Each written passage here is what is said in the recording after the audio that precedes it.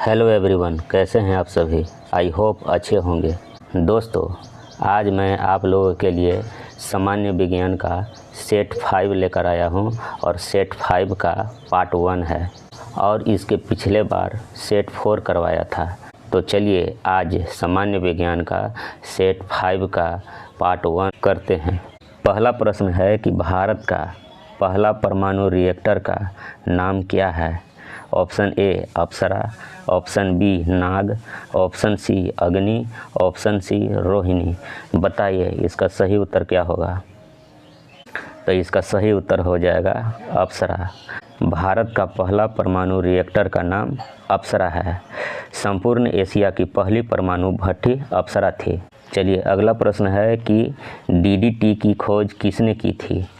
Option A Pinman, option B Johnny Salk, option C doctor Paul Muller और option D G Domagk. बताइए इसका सही उत्तर क्या होगा। इसका सही उत्तर हो जाएगा option C doctor Paul Muller. DDT की खोज स्विस रसायनज्ञ पॉल हरमन मूलर ने की थी।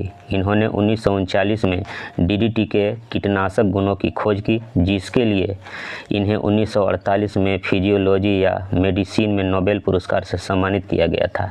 चलिए अगले प्रश्न पर। भारतीय अंतरिक्ष अनुसंधान समिति के अध्यक्ष कौन थे। Option A Vikram Sarabhai, option B Meghnad Saha, option C CV Raman, option D Abdul Kalam. बताइए इसका सही उत्तर क्या होगा। तो इसका सही उत्तर हो जाएगा विक्रम साराभाई, ऑप्शन ए। भारतीय अंतरिक्ष अनुसंधान समिति के अध्यक्ष कौन थे। विक्रम साराभाई। 1962 में गठित भारतीय अंतरिक्ष अनुसंधान समिति के अध्यक्ष डॉक्टर विक्रम साराभाई थे। चलिए अगले प्रश्न पर। पेनिसिलिन की खोज किसने की थी। ऑप्शन ए ट्रेजर, option B Alexander Fleming, option C Waksman, option D Louis Pasteur. बताइए इसका सही आंसर क्या होगा, कमेंट कीजिए। तो इसका सही आंसर हो जाएगा option B Alexander Fleming. Penicillin की खोज किसने की। Option B Alexander Fleming. Penicillin की खोज अलेक्जेंडर फ्लेमिंग ने 1928 में की थी। पेनिसिलियम नोटेटम नामक फफूंद से पेनिसिलिन की खोज की। उन्होंने यह खोज 1928 में लंदन के सेंट मैरी अस्पताल में की। पेनिसिलिन पहला और सबसे व्यापक रूप से इस्तेमाल किया जाने वाला एंटीबायोटिक है, जिसने जीवाणु संक्रमण के उपचार में क्रांति ला दी। इस खोज के लिए उन्हें 1945 में फिजियोलॉजी या मेडिसिन में नोबेल पुरस्कार से सम्मानित किया गया था, जो अर्नस्ट बोरिस चेन और हार्वर्ड फ्लोरी के साथ साझा किया गया था। चलिए अगले प्रश्न पर। भारतीय अंतरिक्ष अनुसंधान संगठन इसरो की स्थापना कब हुई थी। ऑप्शन ए 1970 में, ऑप्शन बी 1994 में, ऑप्शन सी 1872 में और ऑप्शन डी 1969 में। बताइए इसका सही आंसर क्या होगा, कमेंट कीजिए। तो इसका सही आंसर हो जाएगा ऑप्शन डी 1969 में। भारतीय अंतरिक्ष अनुसंधान संगठन यानी कि इसरो की स्थापना हुआ था 1969 में।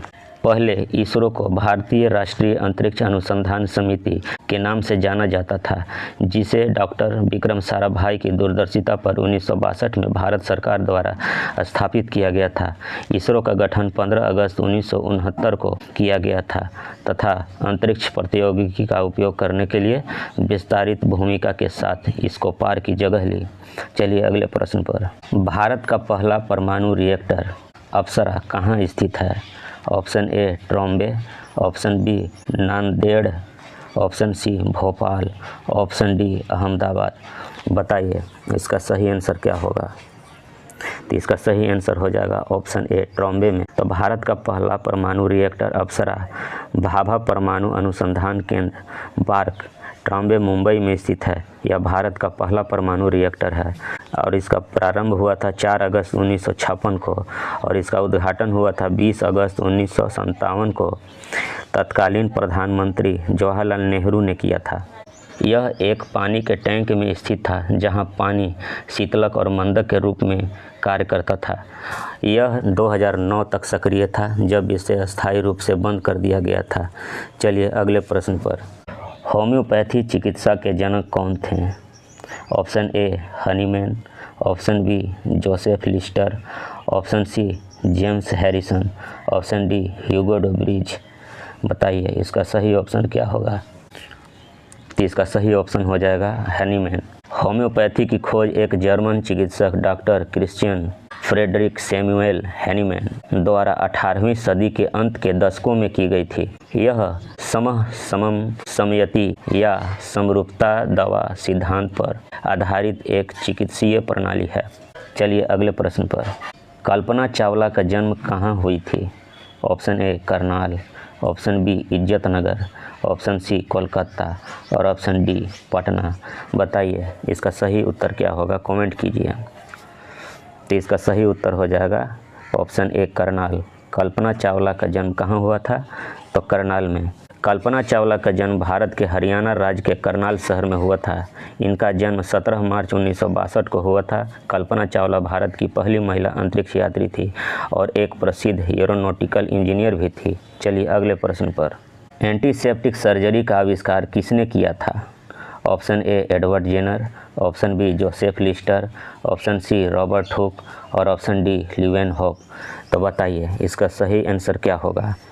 तो इसका सही आंसर हो जाएगा जोसेफ लिस्टर। एंटीसेप्टिक सर्जरी का आविष्कार ब्रिटिश सर्जन जोसेफ लिस्टर ने किया था। उन्होंने यह खोज की कि सर्जरी के दौरान एंटीसेप्टिक यानी कि जर्मिसाइड्स का उपयोग करके घाव में संक्रमण को रोका जा सकता है। चलिए अगले प्रश्न पर। भारत का प्रथम परमाणु बिजली घर कहाँ प्रारंभ किया गया था।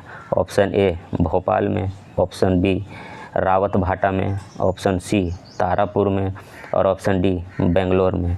तो बताइए इसका सही ऑप्शन क्या होगा, कमेंट कीजिए। तो इसका सही ऑप्शन हो जाएगा ऑप्शन नंबर सी तारापुर। तो भारत का पहला परमाणु बिजली घर तारापुर परमाणु ऊर्जा स्टेशन महाराष्ट्र के पालघर जिले के तारापुर में स्थापित किया गया था। यह 28 अक्टूबर 1969 को चालू किया गया और यह भारत में बनाया गया था पहला व्यावसायिक परमाणु ऊर्जा संयंत्र था। चलिए अगले प्रश्न पर। भारत के पृथ्वी प्रक्षेपास्त्र की तुलना रूस के किस प्रक्षेपास्त्र से की जाती है। Option A Agni, option B नामेक, ऑप्शन सी अस्कड, ऑप्शन सी नाग। तो बताइए इसका सही आंसर क्या होगा, कमेंट कीजिए। तो इसका सही आंसर हो जाएगा ऑप्शन सी अस्कड। भारत के पृथ्वी प्रक्षेपास्त्र की तुलना रूस के इस्कैडर यानी कि अस्कड प्रक्षेपास्त्र से की जाती है। दोनों ही सतह से सतह पर मार करने वाले बैलिस्टिक प्रक्षेपास्त्र हैं। चलिए अगले प्रश्न पर। भारत की प्रथम महिला अंतरिक्ष यात्री कौन थी। Option A Santosh Yadav, option B Bachendri Pal, option C Yukta Mukhi और ऑप्शन डी कल्पना चावला। तो बताइए इसका सही आंसर क्या होगा। इसका सही आंसर हो जाएगा ऑप्शन डी कल्पना चावला। भारत की प्रथम महिला अंतरिक्ष यात्री डॉक्टर कल्पना चावला थी। वह नासा की एक अमेरिकी अंतरिक्ष यात्री थी जो भारतीय मूल की थी। उन्होंने 2 अंतरिक्ष शटल मिशनों पर उड़ान भरी थी, जिनमें से पहले STS-87 था और दूसरी STS-107 थी। 1994 में उन्हें नासा द्वारा अंतरिक्ष यात्री उम्मीदवार के रूप में चुना गया था। 2003 में अंतरिक्ष शटल कोलंबिया दुर्घटना में उनकी मृत्यु हो गई थी। चलिए अगले प्रश्न पर। जेनेटिक कोड की खोज किसने की। Option A Louis Pasteur, option B Pinman, option C John Salk और ऑप्शन डी अरविंद खुराना। तो बताइए इसका सही ऑप्शन क्या होगा, कमेंट कीजिए। तो इसका सही उत्तर हो जाएगा ऑप्शन डी हरगोविंद खुराना। चलिए अगले प्रश्न पर। उत्परिवर्तन का सिद्धांत किसने दिया था। Option A Mendel, option B Mendeleev, option C Darwin और ऑप्शन डी ह्यूगो डुब्रिज। तो बताइए इसका सही आंसर क्या होगा, कमेंट कीजिए। तो इसका सही आंसर हो जाएगा ऑप्शन डी ह्यूगो डुब्रिज। उत्परिवर्तन का सिद्धांत किसने दिया था, ह्यूगो डुब्रिज ने।